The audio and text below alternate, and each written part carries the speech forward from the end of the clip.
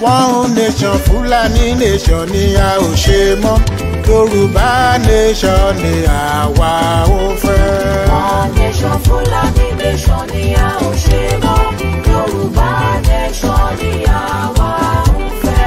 One nation fọ́wọ́nà ìyẹn àwa ò ṣe mọ́, èyí tán fi one nation rẹwà jẹ́ ó tó gẹ́. One nation Fulani nation ni a ò ṣe mọ́, Yorùbá nation ni àwa ò fẹ́. A ti bá wọn ṣe one nation fọ́gọ́ta ọdún, ṣe ni wọ́n ń fa wá sẹ́yìn àwa ò ṣe mọ́. One nation Fulani nation ni a ò ṣe mọ́, Yorùbá nation ni àwa ò fẹ́. Ológo ń bọ́ lófo rìn asọ́dọ̀ lófo, ológo ni Yorùbá a ò bófo ṣe mọ́. One nation Fulani nation ni a ò ṣe mọ́, Yorùbá nation ni àwa ò fẹ́. Bá o mọ bí a ń rè a mọ bí a ti wá, èyí a ṣe one nation tó ká padà sílé.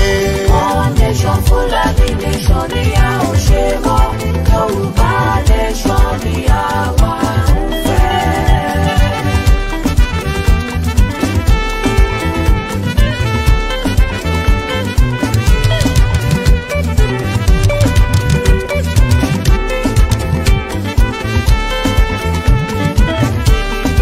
Odò tí ń ṣàn tẹ̀lẹ̀ kan tó so má dágún, àkàtà tó so wà pọ̀ ibi ni wọ́n fi ṣe.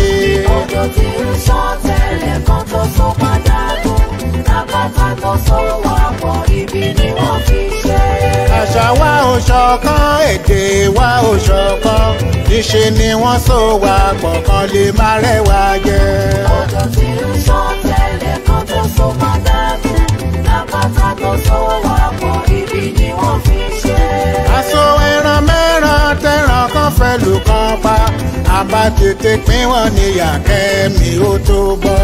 Odò tí ń ṣàn tẹ̀lẹ̀ kan tó so má dágún, àkàtà tó so wà pọ̀ ibi ni wọ́n fi ṣe. Àwa ló ń ṣiṣẹ́ owó, àwọn ló ń ìrẹ́jẹ yìí papọ̀ ojú àwa ò ṣe mọ́. Odò tí ń ṣàn tẹ́lẹ̀ kan tó so má dànù. Àpáta tó so wá pọ̀ ibi ni wọ́n fi ṣe. Ẹni fẹ̀sìn Fúlàní lè máa bá wọn lọ. Ní tèmi àti ilé mi àti padà sílé o.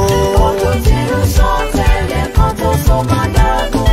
Àpáta tó so wá pọ̀ ibi ni wọ́n fi ṣe. Ó ṣe kínní, ó lulẹ̀, ó ṣe kejì, ó lulẹ̀, ó ṣe kẹta, ó lulẹ̀. A ò bá ṣubú ṣe rere àwa ò ṣe mọ́. Yorùbá nation ló kàn ẹ̀yà gbé wá. A ò bá ṣubú ṣe rere àwa ò ṣe mọ́. Yorùbá nation ló kàn ẹ̀yà gbé wá. Àtẹríba fún wọn tó wọ́n kó wa ń wọ́gbó. Oko ẹrú tó ń kó wa rè àwa ò lọ mọ́. A ò bá ṣubú ṣe rere àwa ò ṣe mọ́. Yorùbá nation ló kàn ẹ̀yà gbé wá. Àti ní wọn ní mọ̀sán wa ń mú kíkan. Dára wọn ni wọ́n mọ̀ ọkàn bí ìyàwó jẹ wá. A ò bá ṣubú ṣe rere àwa ò ṣe mọ́. Yorùbá nation ló kàn ẹ̀yà gbé wá. Ilẹ̀jẹ̀ ìbò tán fi láti pé kó kú. A ò bí sórin mẹ́jà ò káyà túká. A ò bá ṣubú.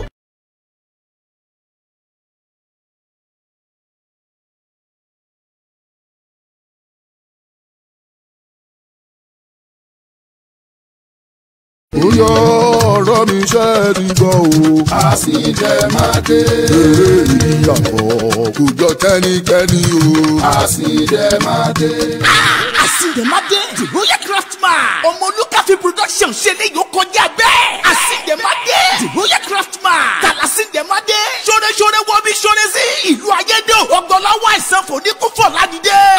Èèyàn wò ló ọmọ bá fárígà. Ó lóun ò lè jọba láìsí adé ìṣẹ̀ǹbáyé o. Ibo gan la dé ìṣẹ̀ǹbáyé wọlé sí. Ìyàwó ọba kájọ làrẹ́ tí rojú kankan yìí. Ẹni agbọ́jú ọkùnrin ọmọ jẹ ní àgbà.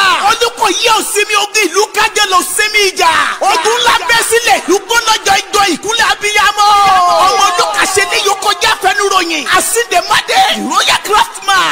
Ọmọ olùkà ló produce ẹ̀. Ọláyínká òkè ló direct ẹ̀. Steering Rose Odika Agẹ̀ṣijáwó Ifá. Peter Fatomilọ́lá. Ọmọ ìjòwú ọmọ nìyí ọmọ olùkà fúnra ẹ̀. Ìdòwú Mustapha. Tèmítọ́pẹ́ Bámidélé. Ẹni ọlá àjàmà. Ó ti jáde báyẹ̀ lọ́rọ̀ ṣẹ̀. Ó wà lórí ọmọ olùkà Creative lórí YouTube channel. Sinimá wòtúwò ńlá Àsìndèmádé Royal Craftsman.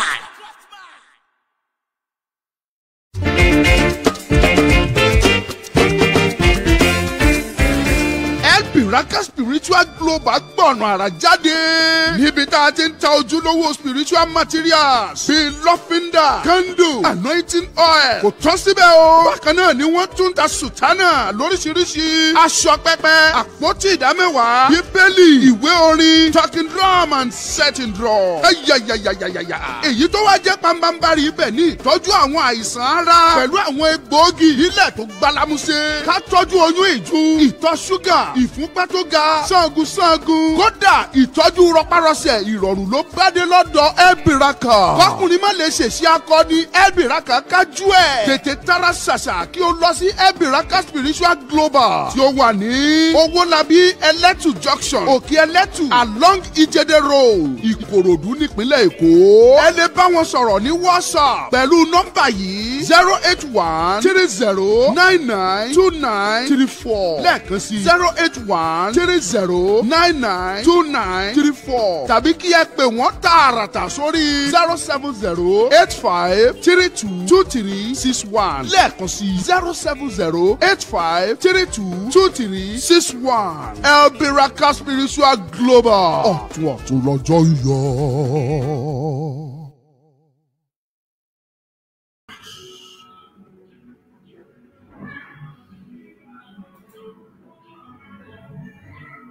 Oyó ọ̀rọ̀ mi ṣe ti gbọ́ o. Àsìjẹ.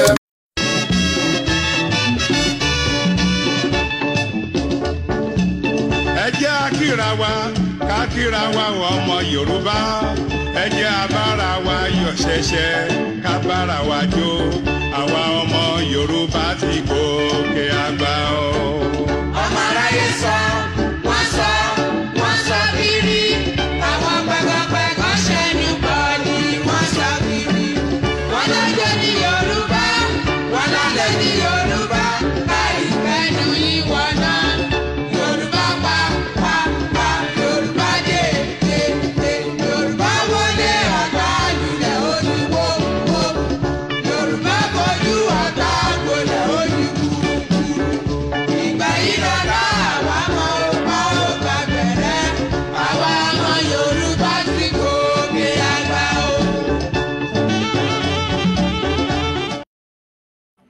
Ẹ kú dédé àsìkò yìí gbogbo ẹ̀yin olólùfẹ́ Ọmọlúkà Great TV.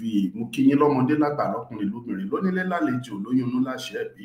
Gbogbo ẹ̀yin tí ẹ ń fẹ́ tiwa ní gbogbo ìgbà gbogbo yín ni mo kí.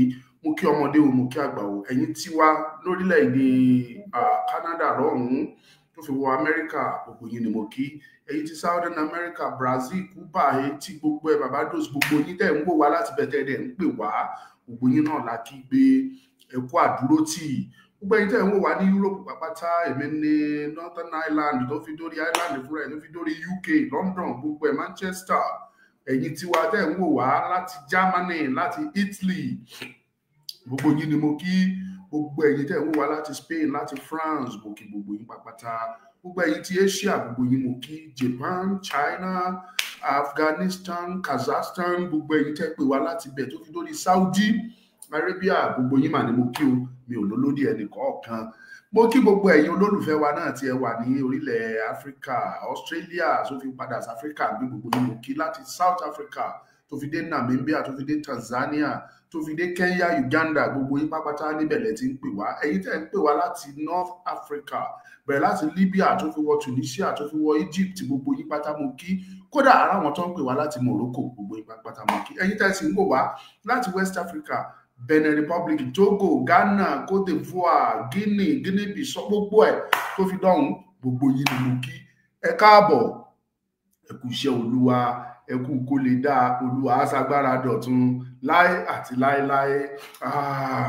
Àmín.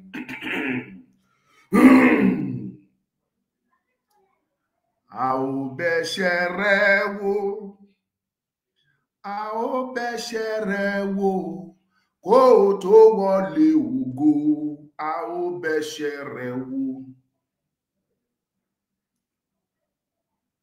Wọ́n ń pọmọ Odùduwà ṣe lọ́ba wa dákẹ́. Wọ́n gbàgbé ìtàn Àfọ̀njá nílùú Ìlọrin. Bí Fúlàní bá gbalẹ̀ yìí wọ́n á lé yín wọgbó. Àgbà tí ó kẹ́hùn sọ̀rọ̀ akẹ́tàn sáré.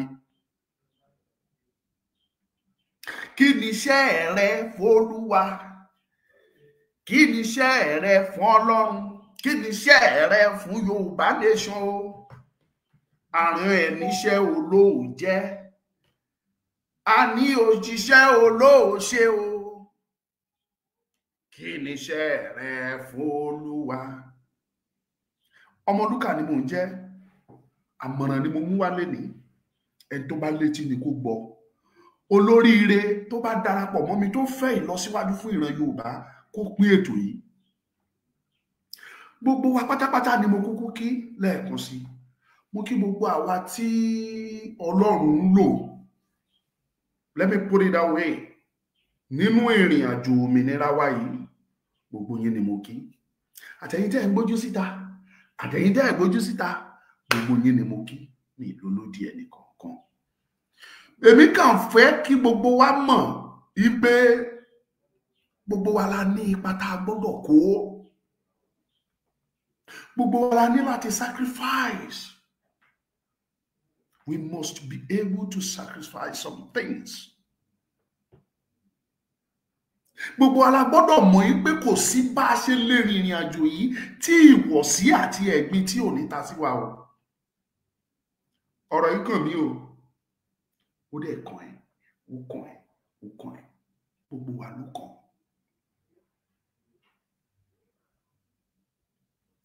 Ìrìn àjò òmìnira kì í ṣe ìrìn àjò tó smooth. Ìrìn àjò òmìnira kì í ṣe ìrìn àjò tó lọ sàn-án tó straight. Oríṣiríṣi àwọn ìpèníjà lẹ máa rí nínú ìrìn àjò yìí. Ẹ máa já sí kòtò, ẹ já sí gegele, ẹ kan igi lọ́nà, igi máa ṣí sọ́nà lóríṣiríṣi lẹ máa rí, ajá máa gbó yín, ajá fẹ́ bù yín jẹ. Wọ́n máa dùkòlù yín lóríṣiríṣi. Ṣùgbọ́n ìbéèrè mi ni pé kí ni ipa tó fẹ́ kó láti rí pé orílẹ̀-èdè yìí bọ́? Àwọn orílẹ̀-èdè tí wọ́n jẹ́ ńlá lágbàáyé lénìí, ẹ sọ fún mi bóyá wọ́n kàn rí sáà wọ́n dẹ̀ orílẹ̀-èdè wọn dẹ̀ rí gbà. Wọn ò kàn rìn kán dẹ̀ gba orílẹ̀-èdè. Wọ́n ní láti fi wọ́n ṣe ọ̀pọ̀lọpọ̀ ètùtù, ọ̀pọ̀lọpọ̀ ẹbọ ni wọ́n rú kó tó di pé wọ́n orílẹ̀-èdè wọn gbà. Ìmíì nínú ìrìn àjò yẹn ó dá lápá kan, ìmíì nínú ìrìn àjò yẹn ó di ẹlẹ́sẹ̀ kan, ìmíì nínú ìrìn àjò yẹn ó bọ́ sínú ọgbà ẹ̀wọ̀n ó lò bẹ̀ for years. Àwọn míì nínú wọn dẹ̀ wà tó jẹ́ pé ọmọ ẹ̀ lọ sí, ìyàwó lọ sí nínú ìrìn àjò yìí. Ẹ lọ ṣe ìwádìí nínú ìwádìí tèmi ṣe according to my findings.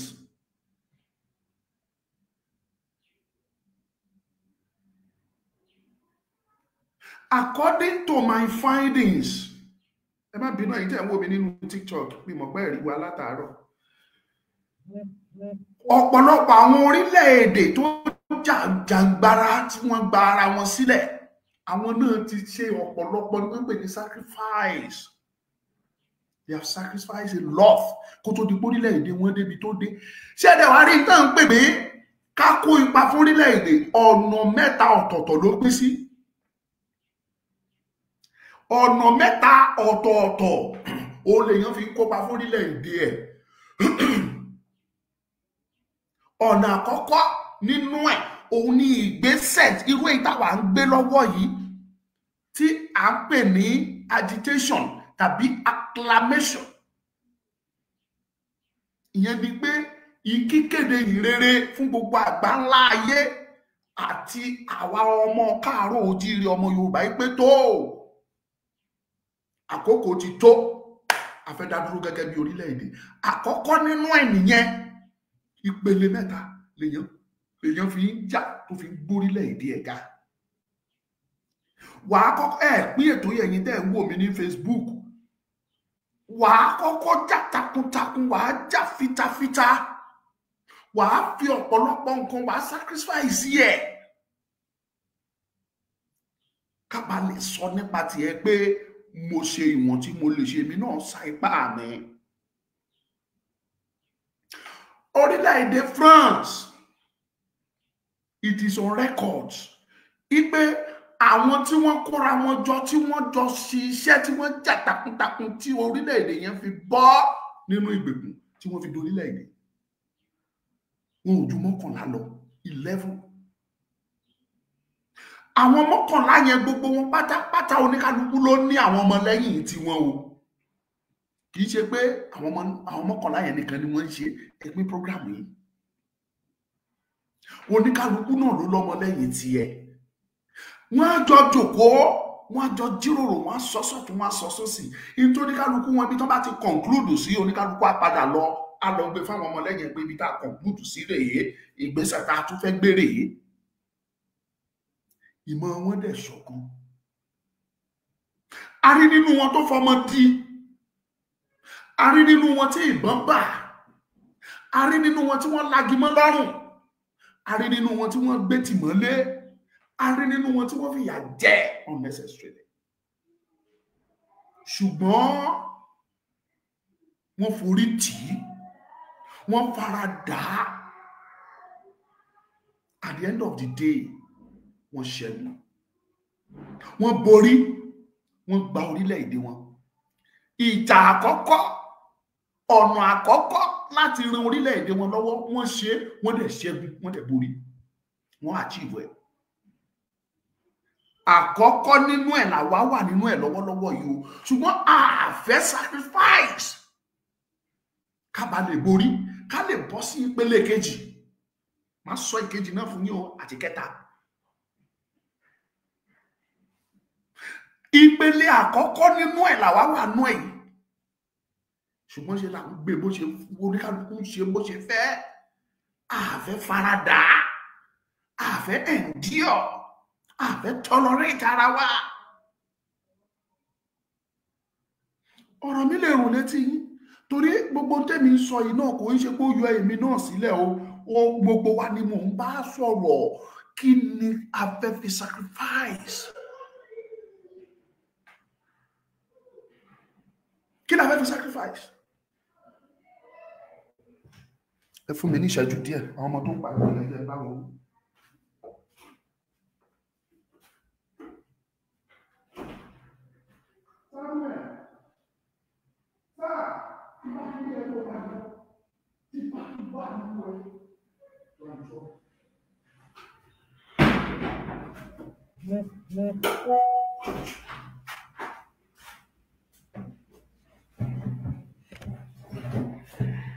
Ẹ má bínú, àwọn èèyàn ń pariwo ni mo ṣe correct wọn.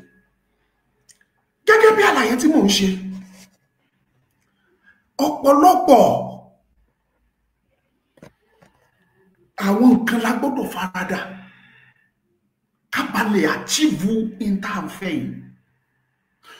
Kò jọ èmi lójú torí ọ̀pọ̀ oríṣiríṣi èèyàn ni wọ́n wà nílùú. Àtèèyàn dáadáa, àtèèyàn burúkú, gbogbo wọn ni wọ́n jọ ń ṣèlú. Kò sí gbogbo wọn tí ipa wọn ò ní, tí a nílò ipa wọn ní ìlú. Tẹ́ ẹ bá ṣòfin ipe ẹ gbọ́dọ̀ jalè, tí ò dẹ̀ sẹ́nikẹ́ni tó jalè, ẹ jọ ṣé òfin yẹn wúlò? Òfin yẹn ò wúlò. Ẹ ṣòfin pé ẹnikẹ́ni ò mà gbọ́dọ̀ jalè nílùú, ẹni tó bá jalè wọ́n máa gé ọwọ́ ẹ̀ o. Kò dẹ̀ sẹ́ni tó jalè nílùú. At the end of the day, kí ló fẹ́ ṣẹlẹ̀? Òfin yẹn ò ní wúlò mọ́, kò tiẹ̀ ní ṣe anything.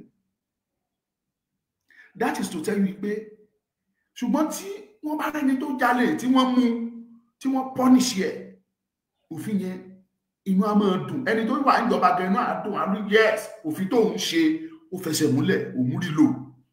Ṣùgbọ́n tó bá ṣòfin pé anybody ò gbọ́dọ̀ rìn o ní ọjọ́ báyìí báyìí o, tí ò dẹ̀ sẹ́ni tó rìn, o lè mọ rírì òfin tó ṣe àfi tí wọ́n bá rú òfin yẹn. Tẹ́ ẹ rí ẹni yẹn fìyà jẹ, ìgbà yẹn gan lọ́kàn á balẹ̀ pé yes, mò ń pàṣẹ. Ìyẹn fi hàn pé àtèèyàn rere, àtèèyàn burúkú, àwọn méjèèjì ló wúlò láàrin ìlú. Ìyẹn ni mo fi sọ pé tí oníkálukú, ìwà tó oníkálukú bá fẹ́ hù, ẹ hù. Kò sí eléyìí tí ò ní ẹ̀san, kò sí eléyìí tí ò lérè. Ṣẹ́dẹ̀ wá rí nínú ìrìn àjò tá a wà nú ẹ̀ yìí, nínú ìrìn àjò yìí, àwa la mọ kókó ń tá a torí ẹ̀ wà ń bẹ̀. Because kò sígbà tí n bá ń ro ibi tá a bá ìrìn àjò yìí dé tí omi inú ò kì í kọ mí, tí inú mi ò kì í bàjẹ́. Ẹ bá mi pín prógrámù yìí, gbogbo ẹ̀yin olóríire tẹ́ ń wò mí. Ẹ bá mi pín. Ẹ̀yin tẹ́ ń wò mí ní TikTok, kí ló ń ṣẹlẹ̀? Mi ò rọ́wọ́ yín. Mi ì rọ́wọ́ yín, ṣé torí pé mi ò tètè bẹ̀rẹ̀ pẹ̀lú yín? Ẹ má jẹ́ kó rí bẹ́ẹ̀. Ẹ má bínú ariwo tó táriwo bá ń jáde, ẹ má bínú, ibi tá a wà náà láriwo ti ń jáde o. Gẹ́gẹ́ bí àlàyé tí mò ń bá lọ, ìwọ ló mọ tó rí, ìwọ ló mọ ìdí tó ṣe ní láti wọ inú ìrìn àjò yìí. Before you can decide to come into this journey, wà ti ní a ní àwọn tó rí, a ní àròjinlẹ̀ tó ní. Èmi gẹ́gẹ́ bí ẹnìkan, mo ní àròjinlẹ̀, mo ronú mi láròjinlẹ̀. Ọlọ́run fúnra rẹ̀ dé mi sí mi, ó dẹ̀ bá mi sọ̀rọ̀ wípé ọ̀nà rèé. I keep on telling you, bẹ́yìn tẹ́ ẹ mọ̀ mí, ìwọ̀nba tí mò ń sọ yìí, ẹ̀yin fúnra ara yín mọ̀. Tí n bá lé owó, if I am after money or after wealth, the gift I have, the talent, tí n bá lò fún lóṣèlú, tí n bá lò fún Tinubu, lẹ́ni máa mi nínú owó ni. It is sure. Ọlọ́run fi kẹ́ mi. I know how to negotiate ìrìn mi jáde. Gbogbo eléyìí táwọn omi yálé lọ ṣe lẹ́kọ̀ọ́ tó ń gba 5 million gbá kìíní kan, I won't take 5 million. Level ni, máa play level mi, máa jẹ́ kán mọ̀ pé this is what I am. This is what I want. This is what I have. And this is what I want to give to you. So if you really want me, this is what I want. If you are ready to give it to me, then I will serve you. Tí n bá try APC, tí ò bá jẹ́, màá gbọ́ mọ́ PDP lọ, màá jẹ́. Tí PDP ò bá jẹ́, màá lọ sí Labour, màá jẹ́. That was the gift tọ́lọ́run fún mi. Ṣùgbọ́n mi, I am not after wealth, I am not after money. Kò sẹ́ni tí ò nílò owó, ẹ má sì ní gbọ́. Kò sẹ́ni tí ò fẹ́ràn owó, kò sẹ́ni tí ò kì í ná owó. Ṣùgbọ́n you need your integrity first before anything that has to do with money. Integrity first. Ẹ̀rí ọkàn, your conscience, you need it nínú journey. Ọ̀rọ̀ tí mò ń sọ yìí kò ń bá kì í ṣe àwọn tó ń gbé ojú jáde nìkan ló ń bá wí, ẹ̀yin kan wà lábẹ́ tẹ̀ ń ṣiṣẹ́ tẹ́ ẹ̀ gbójú jáde tó dẹ̀ jẹ́ pé bẹ́ẹ̀ ṣe ń ṣiṣẹ́ ibi bẹ́ẹ̀ náà lẹ̀ ń ṣiṣẹ́ rere. Ara àwọn tó ṣiṣẹ́ rere nínú yín tí ò gbójú jáde, á dẹ̀ ráwọn tó ṣiṣẹ́ ibi tó jẹ́ pé bọ́n ṣe gbójú sábẹ́lé yẹn ibi àti ìkà ni wọ́n ń contribute sínú journey. Kò sí ní tá a bá ṣe tí ò lérè. Níbi tí mo délé ní mo ń tún sọ ní fún gbogbo yín lè mọ̀. Ìdùnnú mi òun ni pé kí Yorùbá nation tètè dá dúró. Torí àwa yìí ti sọ̀rọ̀ débi pé Nàìjíríà ò lè pé mi mọ́. Ìdùnnú mi ni pé kí Yorùbá tètè dúró. Èmi sọ fún yín o, torí tèmi mọ̀ ní kò rọrùn, kì í ṣe tó dẹrùn láti tètè rí jágbà. Ó dẹ̀ tún dẹrùn. Ó dẹrùn in the sense that tí àwọn tó fẹ́ gba òmìnira yẹn, tí 80% of them tó bá gbọ́ra wọn yẹn, tí ìmọ̀ wọn ṣọ̀kan, tó jẹ́ pé tí wọ́n bá sọ ni wọ́n sọ, ní tẹ́ máa gbọ́ lẹ́nu nínú èèyàn mẹ́jọ, nínú èèyàn mẹ́wàá, èyí tí àwọn mẹ́wàá yẹn bá ti sọ, òun lè máa, tẹ́nìkan bá sọ, òun lè máa bá lẹ́nu èèyàn mẹ́jọ nínú wọn tó dẹ̀ máa dúró tí ò ní yẹ̀. Àwọn yẹn ló máa rọrùn fún àti tètè rí jágbà. Ṣùgbọ́n àwọn tó jẹ́ wípé wọn ò ní àwa yóò bá rádà, a ní 5% unity. Ìmọ̀ wa, percentage tí ìmọ̀ wa fi ṣọ̀kan kò tó 2%. Ibi táwọn kan ti ń gbé làwọn kan ti ń jábọ́. Bàbá Akíntóyè ń dìde ó pariwo kankan pé ìtàn rèé, ó fìtàn balẹ̀, ó sọ fún wọn pé ìran Yorùbá orílẹ̀-èdè ni wá. Ẹ wo bá a ṣe máa tó tá a bá dá dúró bí orílẹ̀-èdè. Ibẹ̀ làwọn kan bíi tiẹ̀ ni wọ́n ti sọ pé olè l'Akíntóyè yẹn, ní tó fẹ́ jẹ́ ló ń wá, àgbàyà ni nínú ìṣe mìíràn yẹn. Níbi tí Sunday Igboho tó ti dìde tó ń pariwo pé ilẹ̀ yìí Ọlọ́run ló fi jogún fún ìran Yorùbá. Fúlàní ò kàn lè wá from nowhere kó dẹ̀ ló fẹ́ gbalẹ̀ mọ́ wa lọ́wọ́. Kẹ́dẹ̀ tún máa pa àwọn èèyàn wa, kẹ́ máa fi pápá wọn sùn. Òun ò ní gbà á. Ibi tí Sunday Igboho ti ń dìde tó ti ń lérí náà kò jọ. Ibẹ̀ náà ti láwọn ọmọ Yorùbá tó ń dìde against ẹ̀ tán sọ pé tí ẹ pọ̀ jù, ó lè ní, ìkà ní, apàyàn ní, jàgùdà pálí ní, lóríṣiríṣiríṣiríṣi lẹ̀ ń gbé jáde, oríṣiríṣi orúkọ. Torí pé kí ni ẹ̀yin àwa tí ìmọ̀ wa ṣọ̀kan nínú ìrìn àjò pé kí Yorùbá lè bọ́ àti ìtó àjú 1% lọ́wọ́ ká má tiẹ̀ tó 1%. Ẹ sọ fún mi bẹ́ẹ̀ ṣe expect pé ó máa yáwó. Ẹ̀yin tẹ́ ẹ bá ní òye dáadáa ọ̀rọ̀ mi ayé yín o. Ṣùgbọ́n ẹni tí òye lójú ẹ̀ á ní bóyá Ọmọlúkà ń ṣẹ́pè tàbí bóyá ó sọ ìrètí nù. Mi ò sọ ìrètí nù. Gbogbo ohun tí mò ń sọ fún yín ni wípé iṣẹ́ la máa ní láti ṣe níbi tí a bá ti rí pé ìmọ̀ òṣọ̀kan tó jẹ́ pé àwa tá a ṣe tó pé kíkíní ilé tètè bọ́ sí ìwọ̀nba àwa tá a dúró yẹn. We must be ready to sacrifice. A gbọ́dọ̀ ṣetán láti farada. A gbọ́dọ̀ ṣetán láti gbà fúnra wa èmi ti bí ọ̀la tọ̀hún eléyà dìde adélágbájá ò tó mi àwa ló lórí àwa là ń control. I still keep on saying it. Kí ni percentage àwa tá a wà nínú Yorùbá nation lénìí compared to the population of Yoruba as a whole? I am not talking of Yoruba outside Yoruba land. I am talking of the Yoruba living in Yoruba land. And some other Yorubas that are outside. I am talking of àwọn tó wà tó ń gbénu Yorùbá tó jẹ́ pé inú ilẹ̀ Yorùbá náà ti lọ sórílẹ̀-èdè míì ní àwọn Yorùbá tó wà ní diaspora. Kí ni population gbogbo wa tá bá ń kà wáyé ní èjì ẹ̀ta ẹ̀rin? I am challenging us.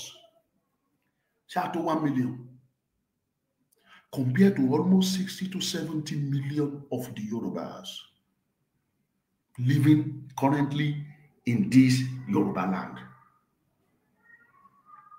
Ǹjẹ́ ìwọ ṣetán láti farada fẹ́ni kejì ẹ̀? Ṣùgbọ́n gbogbo ohun tá a bá ṣe gbogbo ẹ̀ pátápátá ló lérè.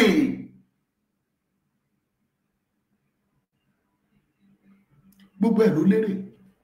Bí mo ṣe wà yìí ọ̀pọ̀lọpọ̀ nǹkan ló wà nílẹ̀ tó jẹ́ pé èmi gẹ́gẹ́ bí ẹnìkan mo lè gbé ṣe ṣùgbọ́n tí ò sí ní kápá mi láti ṣe. Àìmọye.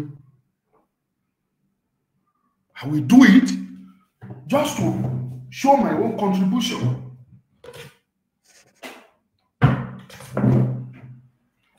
To show my own contribution. Pé ó wù mí kí ìran Yorùbá tètè dúró.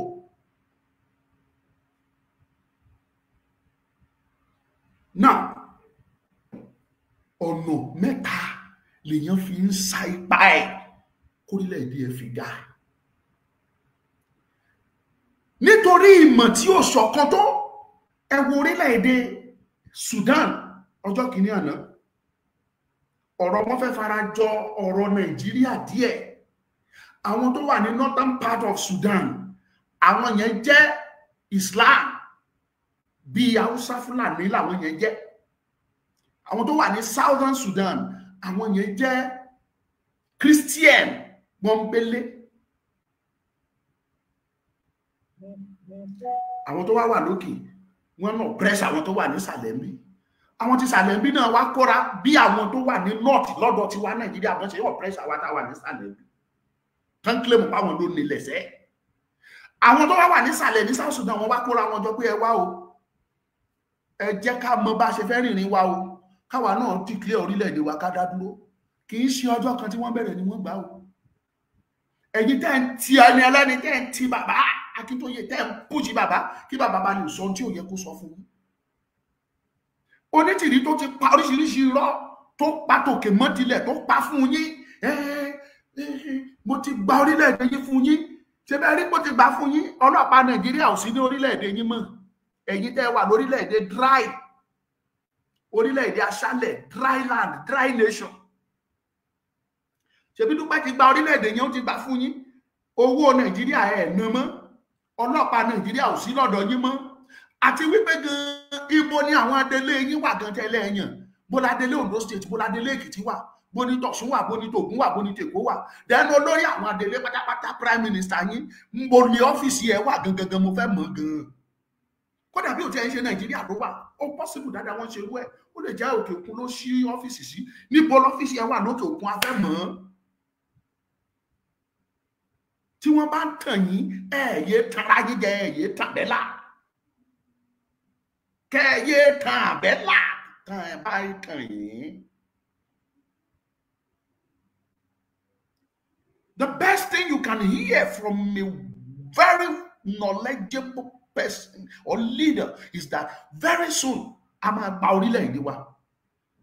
Very soon can be tomorrow. Very soon can be a year. Very soon can be 2, 3, 4, 5 years. Èmi ń sọ fún yín ni kì í ṣe nǹkan tó dẹrùn.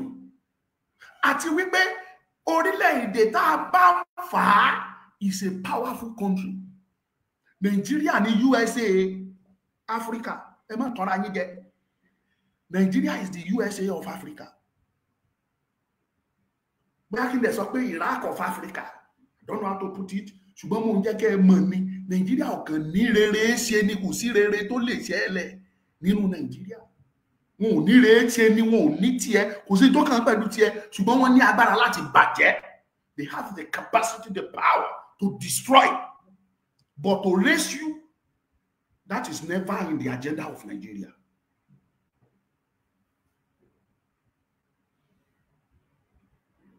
Kábàlẹ̀ tètè rí ń tà ń fẹ́ yìí gbà a gbọ́dọ̀ ṣe kíni a gbọ́dọ̀ fara dà á fúnra wa torí pé kíni a pọ̀ tó ìyẹn ni mo ṣe máa tẹnu mọ́ ní gbogbo ìgbà pé ẹ jẹ́ ká jáde ẹ jẹ́ ká kéde ẹ jẹ́ ká polongo fún gbogbo àwọn èèyàn kán lè gbọ́ sí kán lè mọ̀ sí ẹ já sí wọn létí. This is what I always does for my people. Tí n bá wà láwùjọ àwọn top government officials as a civil servant wọ́n ń wo iṣẹ́ mi wọ́n mọ̀ dáadáa. Tí n bá lọ sáàárín wọn tí mo kí wọn ẹ̀yin ọ̀gá mi sá tí mo kí wọn tán jókòó màá jókòó immediately yẹn màá gbé ọ̀rọ̀ Yorùbá màá gbé kalẹ̀ fún wọn màá analyse ẹ̀ fún wọn gẹ́gẹ́ bí àwọn aṣáájú náà wọ́n ṣe sọ fáwa táwa náà dẹ̀ bá research tàdé rí bó ti tọ́ ni a tún gbé kalẹ̀ fáwọn àgbààgbà yẹn náà some of them ọ̀bọ̀n pé wọ́n kàwé tàbí pé wọ́n jù wá lọ ọ̀pọ̀lọpọ̀ wọn ò gbọ́ irú ẹ̀ rí màá tún sọ fún wọn mo ti rí ọjọ́ tí mo sọ fún an engineer who is also a director in the local government service of Ondo State. Tí mo ṣe àlàyé ọ̀rọ̀ fún lẹ́yìn tí mo sọ ọ̀rọ̀ fún tán mo wá fún ní ìwé the Yorùbá Gazette mo fún ní ìwé yẹn pé kó lọ kà á níbi tí mo ti ń sọ̀rọ̀ yẹn fún ojú ẹ̀ pọ́n wá ní ṣe ló dàbẹ́ ni pé kó rí bọ́ọ̀mù kó rí nǹkan kó lọ bọ́ọ̀mù gbogbo Aso Rock kó pa gbogbo everybody dànù lọ́hùn. Ó wá sọ fún mi I think a week after pé ìgbà tó ń ka ìwé Yorùbá Gazette yẹn pé omi bọ́ lójú òun. A director, level 16 officer. This is what we have to do. This is how we can contribute our own culture. Láti lè jẹ́ káwọn èèyàn mọ̀ ìgbé ibi tá a wà ìgbèkùn ní.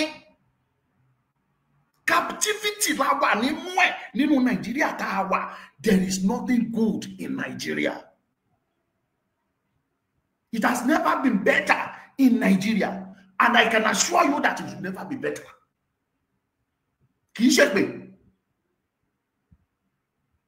when my mother started teaching in 1981, ni ìyá mi bẹ̀rẹ̀ iṣẹ́ teacher. Ariwo ìlú máa dá àwa ò tiẹ̀ tí ì gbọ́n nígbà táwa máa gbọ́n ká máa sọ pé yes àwa náà ti mọ̀ pé ìyàwó à ń ṣe teacher. Ìlú àdá là ń gbọ́ when we were still a little boy, when we started primary school, so on and so forth like that. Ìlú máa dá Nigeria go better. Nigeria go better.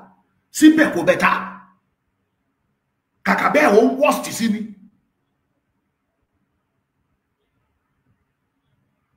Up to today, àti teacher o, àti nurse o, àti doctor o, àti everybody.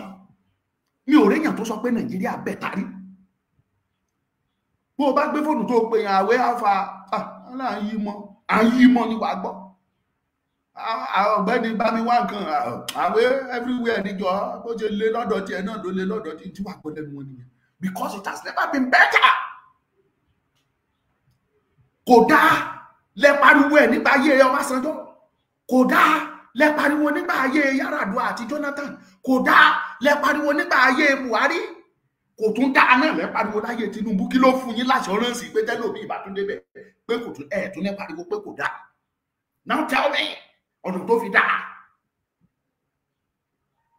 It has never been better and it will never.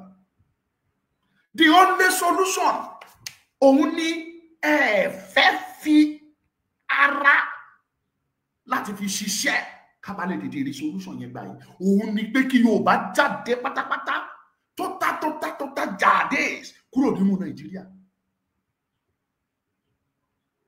And for that, we must be able to endure. We must be able to tolerate each other. No, bí gbogbo wa níbi kan lóòótọ́. Ṣùgbọ́n ẹlòmíì kò lẹ́kọ̀ọ́. Ìwà kò ní ṣaláì fún níwà hàn. Ìwà ẹlòmíì tó jẹ́ pé ó wù nínú ilé ẹ̀ agbèwá sínú jọ́nì. Nínú group ẹlòmíì á fẹ́ sọ̀rọ̀. Ẹni tó tiẹ̀ mọ̀ rí o pàdé ẹ̀ ní o mọ̀ bó ṣe jẹ́. Bóyá ẹni yẹn, bóyá professor ni, bóyá doctor ni, bóyá àgbàlagbà ni, bóyá àjẹ́ ni, bóyá oṣó ni, bóyá babaláwo. Nítorí pé wọ́n kọ́ ẹ o gbẹ́kọ̀ọ́ gẹ́gẹ́ bí ọmọ Yorùbá. Wàá pàdé irú ẹni yẹn nínú group níbi tó ní kálukú ti ń suggest mind ẹ. Wàá dẹ̀ gbé irú ẹni yẹn, wàá ṣépè fún, wàá bú dáadáa ìwà ẹ, ìṣí ẹ.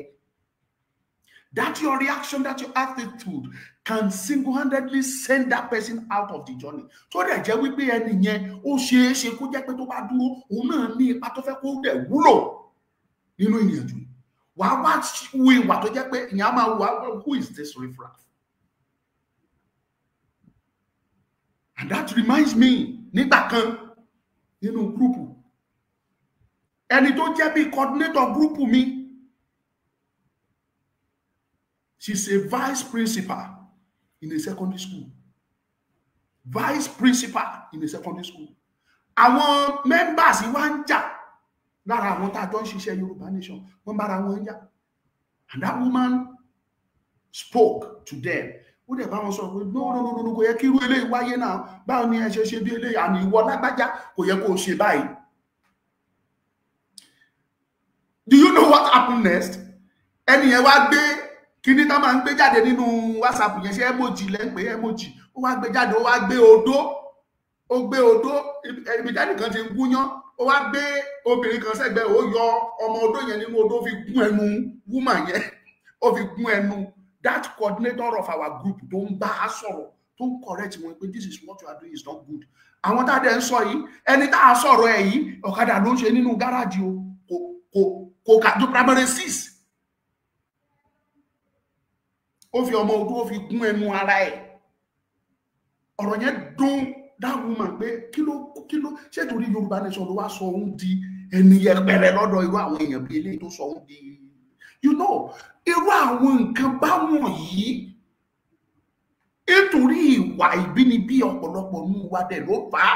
Do you know how many people you have sent out of this journey because of your action? Nítorí ìwà ọwọ́ ẹ, nítorí ìṣí ẹ, ọmọ ìyàwó tó ti lé lọ. At the same time, that very woman I am talking about, òótọ́ ló pọ̀ inú bí ó faraya fúnra ẹ̀ ló tún comfort ara ẹ̀ pé tó kí lòun fẹ́ ṣe, ara àwọn sacrifice tóun máa make nìyẹn. Ó tún bára ẹ̀ sọ̀rọ̀, ó tún calm down. Mo wá wò títí mo ní mọ́mì mi, ẹ ṣé mo dúpẹ́. Kò tún bínú mọ́. Ó lóun ò lè kí ló fẹ́, lóòótọ́ òun bínú ṣùgbọ́n ó ti lọ náà nìyẹn. Òun ò nídìí àti bínú jáde. Tó bá ṣe lómi à pull out of the group pé kí ló fẹ́ fa àrífín. A master's holder, a vice principal who is a master holder, a scientist. Wọ́n bú dáadáa, yẹ ogun ọmọ odó ogun mọ́ lẹ́nu. Now kí ni mo fẹ́ mú jáde ni pé obìnrin yẹn lè ní opportunity àti bára ẹ sọ̀rọ̀ kó wò pé jẹ́ kó ń farada, ẹlòmí ò ní lè farada o. And I am assuring you this, nítorí ìwà àtọ́pọ̀lọpọ̀ wa ń hù, ó lè wà lára nǹkan tí ẹlòmí ìta wúwo níta pé ó dẹ̀ yẹ kẹ́ni máa bá wa ṣe Yorùbá Nation o. Ìwà wa tàbí kí n sọ pé ìwọ̀sí tí wọn ò lè fara mọ́, ó lè wà lára tí wọn ò fi lè wọlé. Reality lẹ́gbọ́ yìí. Nítorí pé wọn ò lè endure ìwọ̀sí. No, we are not going to join them because mi lè fẹ́ kọ́mọ kọ̀ọ̀kan insult me with my status. Yo, yes, it is possible. Adele ráwọn tó wà bẹ́ẹ̀ náà tó jẹ́ pé you just, mo ti rí ẹni tó a permanent secretary in this journey. Ó ṣeé ṣe kó máa wo fídíò yìí lọ́wọ́lọ́wọ́. A retired permanent secretary who is among the group that don't pariwo Yorùbá Nation. Ibẹ̀ lẹ́nìkan ti kàlábùkù nígbà tí wọ́n fún wọn níṣẹ́ pé okay, ẹ lọ ṣe estimate anniversary tẹ́ fẹ́ ṣe, ẹ lọ ṣe estimate wá ká mọ iye tó jẹ́. Ẹni yẹn dẹ̀ lọ event tí fẹ́ ṣe ó ní ìdìkan fáwọn èèyàn ní biscuit ó calculate I think 200,000 naira nígbà tán dé gúrùpù wọ́n bẹ̀rẹ̀ sí ní sọ̀rọ̀ sí gbogbo àwọn people yẹn wọ́n sọ̀rọ̀ sí woman yẹn committee tí wọ́n yàn a committee that comprises of a retired permanent secretary, a retired principal, a retired civil servant whom is a master's holder from University of Ife, and myself, and also a retired assistant commissioner of police. Kẹ́mọ àwọn èmi nìkan ni mi ò jẹ́ kankan nínú gúrùpù yẹn. Èmi gbogbo àwọn tó kù they are top and prominent people. Wọ́n wá gbogbo wọn ẹni tó dẹ̀ ń sọ̀rọ̀ sí wọn ata àti tomato ló ń tà l'Ondo State l'Ákúrẹ́ kó tó rọ opportunity lọ sí abroad. Ẹ̀yin lẹ́dẹ̀ pé wọ́n pé kán lọ ṣiṣẹ́. Wọ́n insult wọn. Ẹ̀fẹ́ náwó ìjẹni kí ló dé tẹ́ sọ pé 200,000. That money is too much, is too this, is too that. At the end of the day, inú bí gbogbo wọn pátápátá. Àwọn tó kù gbìyànjú wọn bára wọn sọ̀rọ̀ wọn try. But that permanent secretary refuse. Ó dẹ̀ kọ̀ jálẹ̀ ó ní kò sí 10% pé kí irú rubbish wo nìyẹn pé how much is 200,000 tó wá dùn ló fẹ́ náà jẹ. And he pull out. Àtìgbà yẹn ni mo ti bẹ́ẹ̀ kó lè padà sínú ìjọ ni pé mọ́mí ẹ̀ padà ẹ jọ̀ọ́ we need you. Màmá yẹn kọ̀ ó ní kò jọ ẹ mọ̀ pọ̀rọ̀ obìnrin. Bọ̀ wọ́n mọ̀ pé lágbára Ọlọ́run tọ́lọ́ máa tún ṣe yanu tí inú ẹ̀ tó lọ máa tún padà lọ bá sọ̀rọ̀ á sì padà wá.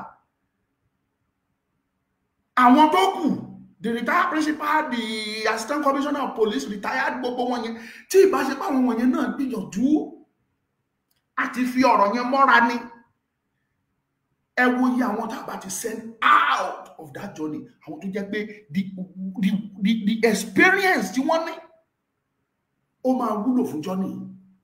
And that is why I'm asking you, how are you contributing to this journey and what are you contributing?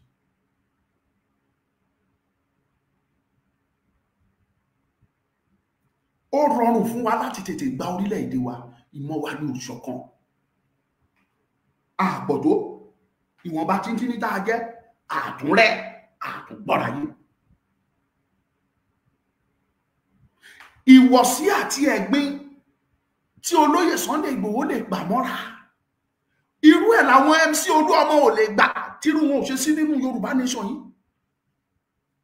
Ìwọ̀sí àti àbùkù tí Sunday ń gbà mọ́ra.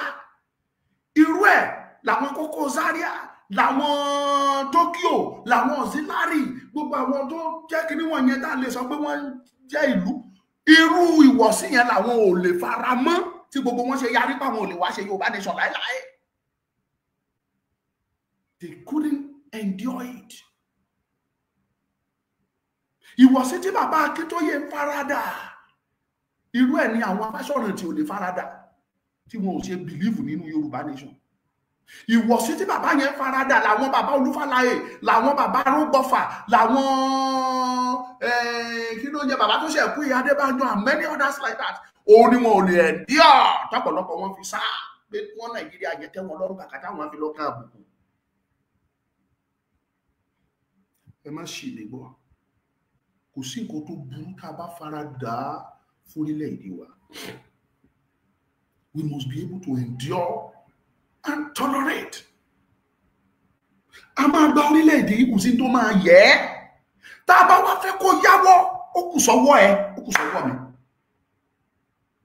Tá a bá fẹ́ kó fast, ó kù sọ́wọ́ ẹ, ó kù sọ́wọ́ mi.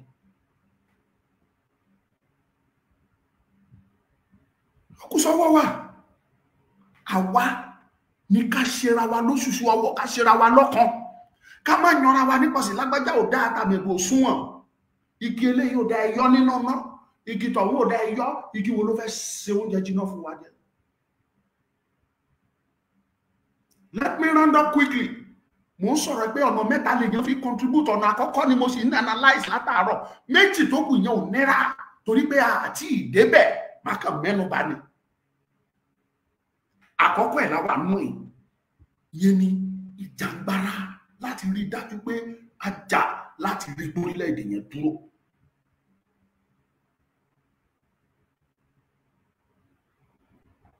Ìkejì nínú ẹ̀, ìyẹn ni tá a bá ti wá gba orílẹ̀-èdè wa tán, báwo lórílẹ̀-èdè yẹn ṣe máa dúró tí ò fi ní wó lulẹ̀. ẹ wo orílẹ̀-èdè South Sudan tí mò ń sọ nípa ìfún yín lẹ́ẹ̀kan, ẹ lọ wo ohun tó ń ṣẹlẹ̀ níbẹ̀. Ìjà, kí dẹ̀ ló fa ìjà? Láàárín ara wọn, wọ́n tún bára wọn jà, wọ́n dìde ogun. Currently, pẹ̀lú ọrọ̀ ajé tí wọ́n ní ní ìlú yẹn, wọ́n bára wọn jà títí gbogbo ọrọ̀ ajé yẹn dẹ̀ dẹnu kọlẹ̀. Today, South Sudan is the poorest country in the world. Mineral resources tí wọ́n ní níbẹ̀, àwọn ọ̀rá ilẹ̀, àwọn nǹkan àlùmọ́nì ilẹ̀ tí wọ́n ní orílẹ̀-èdè South Sudan, it is enough to make them one of the top 10 countries in Africa. Today, they are the most poorest country ní gbogbo àgbáyé, not in Africa, in the whole world. Torí pé kí ni? Wọ́n dìde ogun, àwọn fún ara wọn, wọ́n tún bára wọn jà.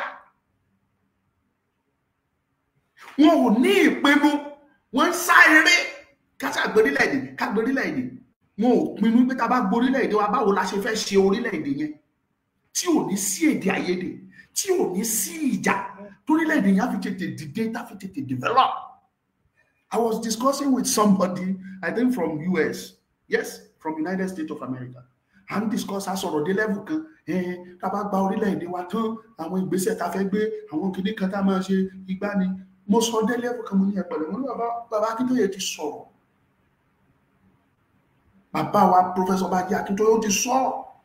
The first thing tá máa kọ́kọ́ ṣe ni national orientation. Àtọmọdé, àtàgbà, àtọyúnú, àtàsẹ́ẹ̀bí, àkọ́kọ́ ṣe national orientation for everybody. That is national treatment. Tá máa fi treat wa, tá máa fi cure wa, ìyẹn la máa fi yọ Nigeria syndrome, tá a fi yọ kúrò nínú ayé gbogbo wa pátápátá.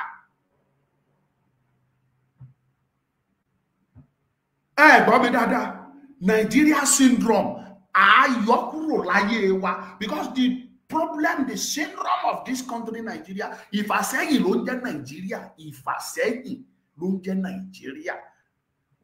Ẹni tó bá dẹ̀ ti affect, ìfàsẹ́yìn yẹn oríṣiríṣi kan ló dẹ̀ dì mú, ó di kíní mú,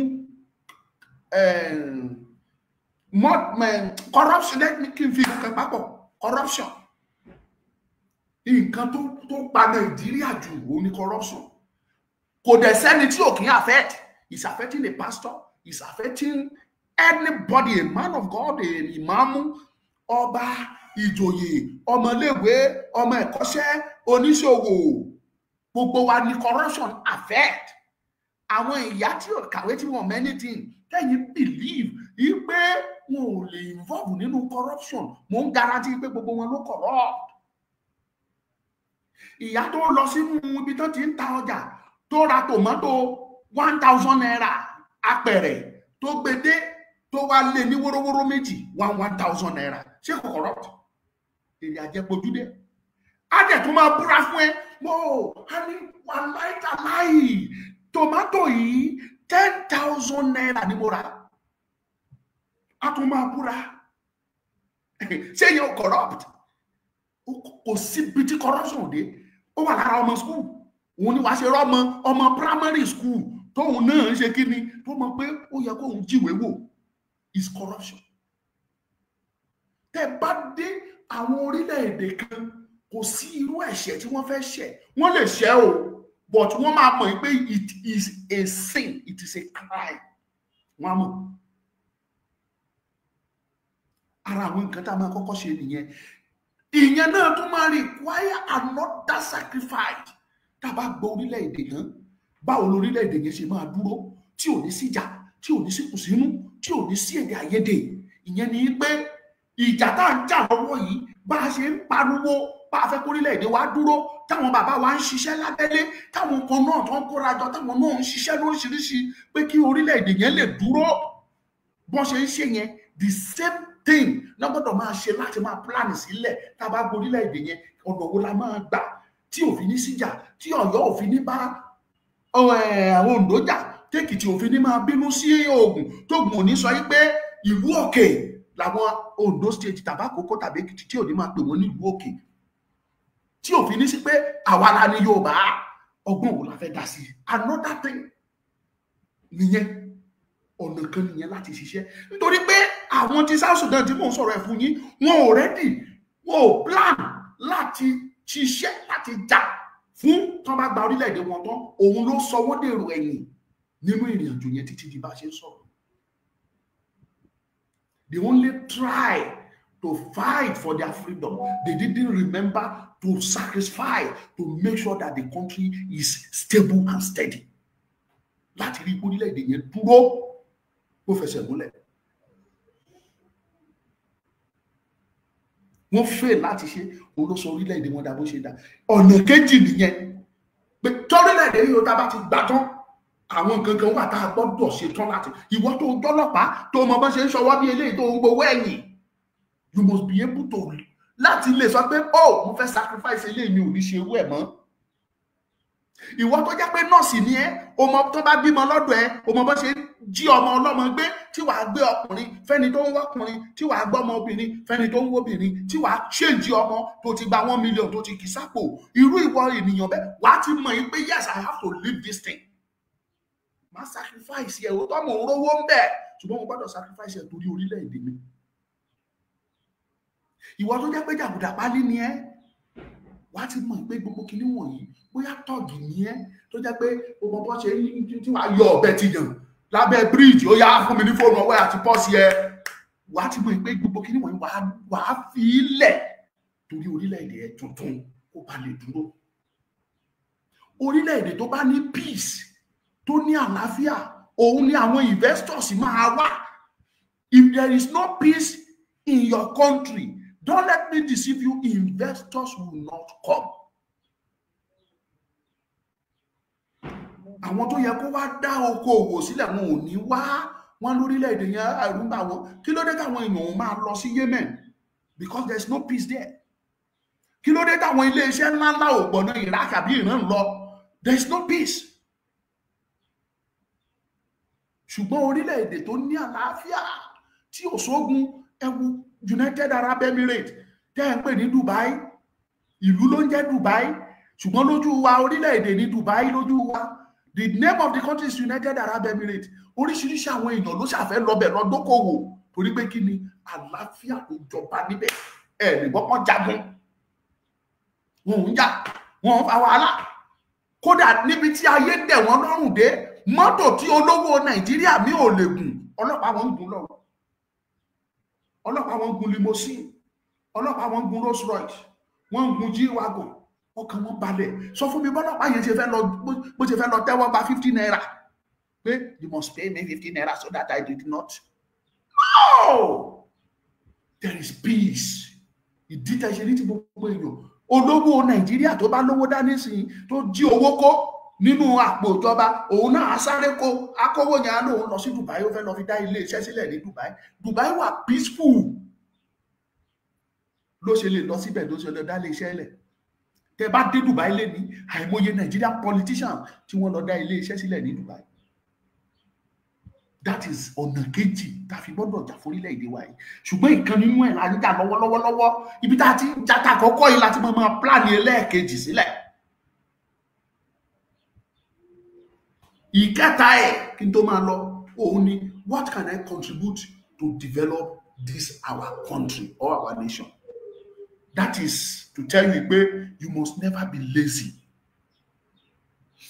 Orílẹ̀-èdè táwọn ọ̀dọ́ wọn bá lazy, ẹ lọ wò dáadáa, á jẹ́ pé orílẹ̀-èdè yẹn tí wọ́n ní tàbí kó jẹ́ pé population wọn ò pọ̀, kì í ṣe bí orílẹ̀-èdè Yorùbá o. Torí pé kí ni a pọ̀, youth wa pọ̀. Tá a bá lazy, tá a ronú wa kí la lè ṣe láti develop orílẹ̀-èdè wa, orílẹ̀-èdè yẹn máa lọ sẹ́yìn pátápátá ni. Ó máa roko ẹ̀yìn ni. Kẹ́ ẹ̀ tó wá máa regret pé ìbáṣepọ̀ àmọ́ ká máa gbòrílẹ̀-èdè ká kúkú jókòó sínú Nàìjíríà. You must be able to think, kí ni mo lè ṣe láti fi gbé orílẹ̀-èdè mi, láti fi develop ẹ̀. Iṣẹ́ wo ni mo lè dá sílẹ̀ táwọn èèyàn lè ṣe tó lè jẹ́ kí ìlú tún tẹ̀síwájú, tó lè create iṣẹ́ fáwọn èèyàn, tó lè create job tó èèyàn mẹ́wàá, 20, 30, 100, 1,000 people. You must be able to think and use your brain. That is another way. No mẹ́tẹ̀ẹ̀ta ni téèyàn fi ń ran orílẹ̀-èdè ẹ̀ lọ́wọ́. Ìkan torílẹ̀-èdè bá ti dúró tán, òun ni last one. tó ti dúró tán tó ti ń lọ o gbọ́dọ̀ káwọ́ gbéra kó o máa sùn kó o máa jí. You must be able to think on how can I develop my nation, my country. You must be able to do that.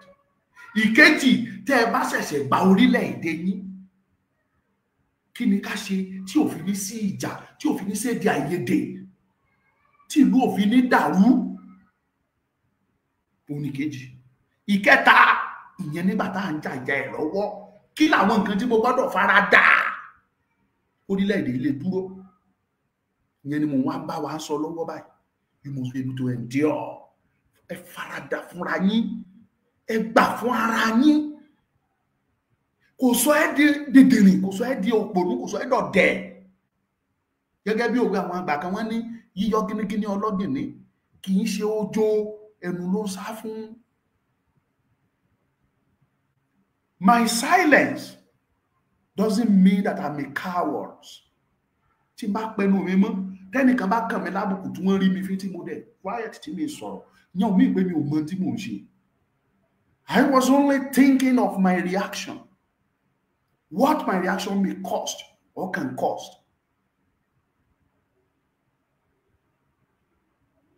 And that is why tí mo ṣe ń fara dà á, ìwọ náà fara dà á, kò sí tó burú ńbẹ̀. Ọlọ́run á fún gbogbo wa ṣe o. This is just my advice fún ọmọdé àti àgbà. Ọ̀nà tó bá lè gbà láti sa ipá tiẹ̀ sáà ká gbà lè tètè rí orílẹ̀-èdè wa gbà ní. God bless you.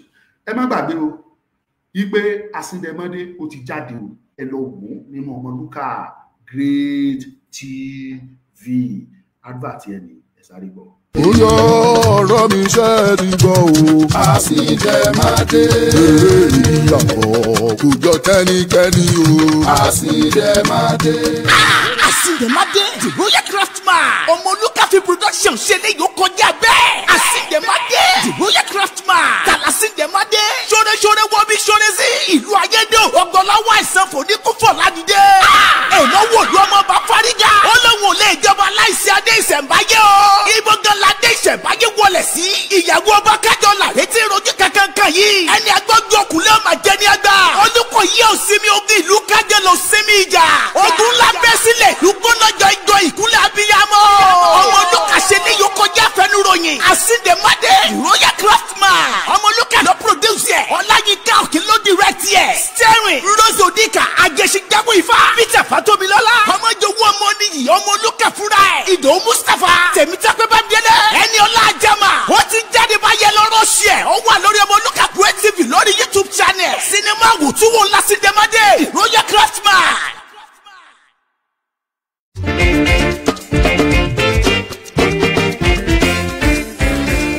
Miracle Spiritual Global gbọ̀nà àrà jáde níbi tá a ti ń ta ojúlówó spiritual materials bíi lọ́fíńdà, candle, anointing oil. Kò tán síbẹ̀ o. Bákan náà ni wọ́n tún ta sùtánà lóríṣiríṣi, aṣọ pẹpẹ, àpótí ìdámẹ́wàá, bíbélì, ìwé orin, talking drum and setting drum. Ayayayayaya. Èyí tó wá jẹ́ pambambari ibẹ̀ ní ìtọ́jú àwọn àìsàn ara pẹ̀lú àwọn egbòogi ilẹ̀ tó gbálámúṣe. Ká tọ́jú oyún ìju, ìtọ̀ ṣúgà, ìfúnpá tó ga, ṣángun. Kódà ìtọ́jú rọpárọsẹ̀ ìrọ̀rùn ló bá dé lọ́dọ̀ Elbiraka. Kọkùnrin má lè ṣèṣe akọni Elbiraka kájú ẹ̀. Tètè tara ṣàṣà kí o lọ sí Elbiraka Spiritual Global tí ó wà ní Owólabí Ẹlẹ́tù Junction, Òkè Ẹlẹ́tù along Ìjẹ̀dẹ̀ Road, Ìkòròdú nípínlẹ̀ Èkó.